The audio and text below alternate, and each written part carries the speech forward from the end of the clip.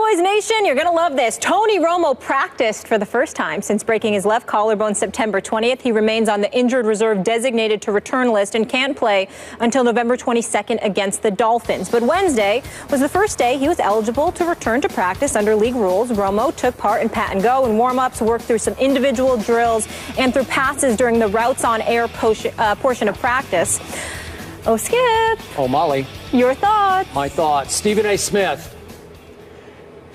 I hate to admit this publicly, but I am starting to fear that Jerry Jones blew this Cowboys season. Early on, as we all know, Jerry Jones had two big decisions to make. Game one, Dez Bryant, fractured foot. What are you going to do with Dez? It's called the Jones fracture, not Jerry Jones, but it's the same one that Kevin Durant has gone through and needed two more procedures to finally get it right. It's a dicey surgery with iffy results. So what do you do with Dez? Do you put him on that designated to return list where he can't come back until November 22nd at Miami? Nope. Jerry Jones says let's keep him on the active roster. Let's lose a spot, because Dez obviously can't play for a while, in hopes that a minor miracle will occur and Dez will come back way prematurely. And he has. So far, so good. I'm not sure it's going to last. Now, week two, Tony Romo. Broken left collarbone. Again, second time. 2010, first time. What are we going to do with Tony Romo? Oh, he doesn't really need surgery, so they're just going to let it heal. It's not that bad. It's actually best case scenario. It's not too bad. It's just a slight crack. So what are we going to do, Jerry? Let's put him on the designated to return list, which means he is ineligible to play all the way until November 22nd at the Dolphins. What? So I'm thinking that Jerry overplayed his hand here. I'm thinking that Jerry decided, I really like Brandon Weeden because he talked about how beautifully he can throw the football, and he did go get Matt Castle as a little insurance. And I think Jerry thought this football team is so good, or would be so good, that maybe they could beat Atlanta. Maybe they could go win at New Orleans. Who knows? Maybe when the Giants come to Jerry World, I'm sorry, the other way around, go to the Giants, Jerry's thinking, maybe we can go steal that game. Then maybe we could beat the Eagles at home, go win at Tampa. And obviously, Jerry's thinking, I'm guessing, that by the time Romo does return November 22nd, they'd still be in first place. Has not happened. 5 straight losses have happened. We saw just stay off the Weeden, and then we saw from the castle back to the outhouse instead of other way around. And I'm thinking that Jerry looked at an offensive line that is absolutely loaded. I just read a piece on ESPN.com. It was a Pro Football Focus ranking the best blockers in pro football, and 3 of the top 8 are Dallas Cowboys. 3 of the best blockers.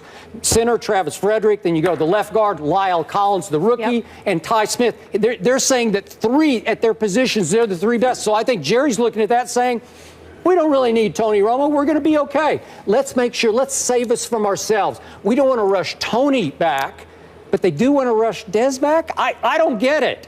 I'm looking at Tony throwing. Obviously, I'm desperate because I've lost 5 straight games. And I'm looking at Romo as please save us, Tony. And he can't. He can go out and throw. He was eligible to practice, but he can't play a lick for 3 more games until the 3rd game from now. And by then, as we all know, could they lose to the Eagles? Well, you guys think that they will.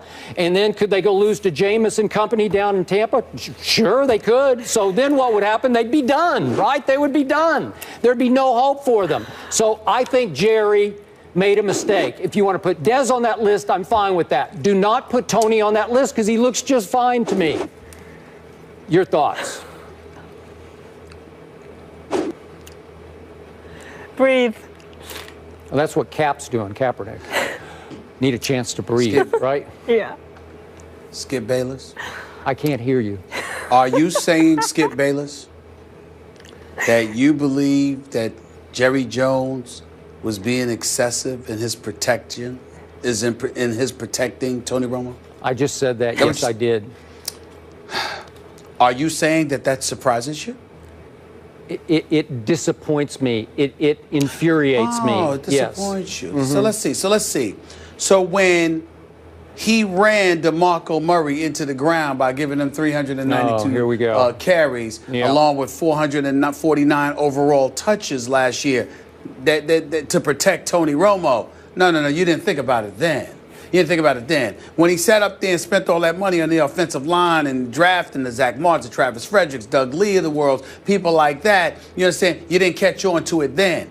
But suddenly, you know what I'm saying? When he threw DeMarco Murray after he used him up and then threw him out like he was a piece of trash, okay? And now that he protected Tony Romo by putting him on the list and not making him eligible to play until November 22nd, suddenly you're surprised by this?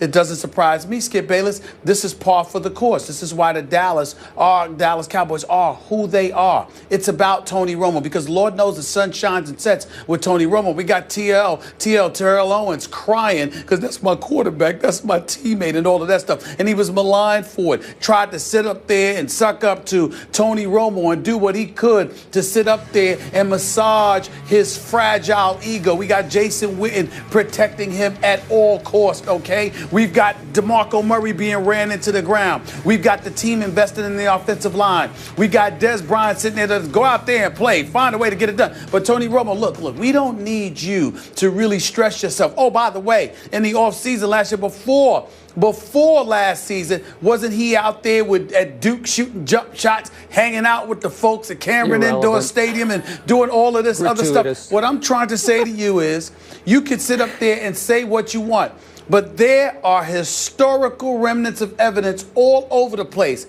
how it's about Tony Romo and then everybody else when it comes to the Dallas Cowboys, because he is massaged, he's soft soaked, okay, he's coddled, he's all of this other stuff. I'm surprised that Jerry Jones hasn't arranged for him to have daily manicures and pedicures for crying out loud. This is Tony Romo that we're talking about. This is nothing new. This is no surprise. He's Tony Romo. The sun shines and sets with them. That's the other son that Jerry Jones never had, okay? This is who he is. He's not a player for Jerry Jones. He's family. He's somebody that Jerry Jones loves so much. I promise you, on off days, Tony Romo's probably chilling at Jerry Jones' house, just chilling out, having a ball, because this is what happens. There's Tony Romo, and then there's the Dallas Cowboys. Tony Romo just happens to be a very nice guy, so we don't hear about it that much. But definitely, this dude is soft-soaked big time. So I don't know why you're acting surprised. You know this. You're just acting like you don't. I'm telling you, my logic eludes you as usual here. You're completely missing my point. Maybe because you're devoid of logic. Do you remember what happened in the offseason when on Jerry's private plane, Tony Romo turned to him and said, "Jerry, we're not getting any younger here"?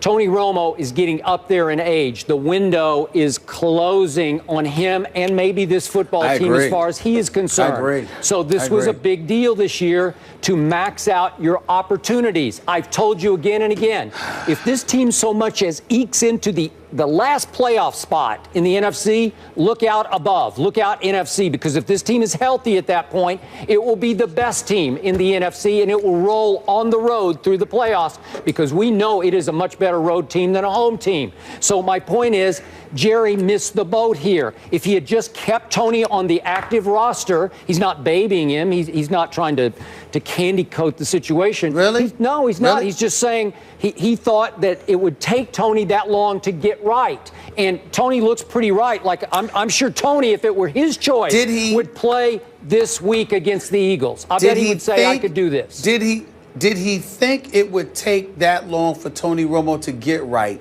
Or did he adopt the mentality, look, let's make sure under all possible circumstances that Tony Romo is completely taken care of. We don't want anything to happen to Tony Romo. Des Bryant, just go out there, figure it out. DeMarco Murray, just go to another team. But you, Tony Romo, please, we have to make sure he's okay. No, he just thought that Brandon Weeden could win 3 games. That's what he thought. Okay. And guess what? Ain't happening. And it might hurt him. He was the only one. He was the only one. Philly favored by 2.5 in that one. Up next, we move on to another team who is killing it. After the break, Cardinals star receiver Larry Fitzgerald